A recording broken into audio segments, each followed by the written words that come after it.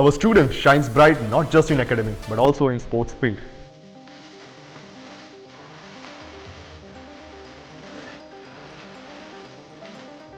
ખેલ Mahakumbh 2.0 state level sport કોમ્પિટિશનમાં all over Gujarat rank 3 મળ્યો છે નોલેજ ગ્રુપ નડિયાદને.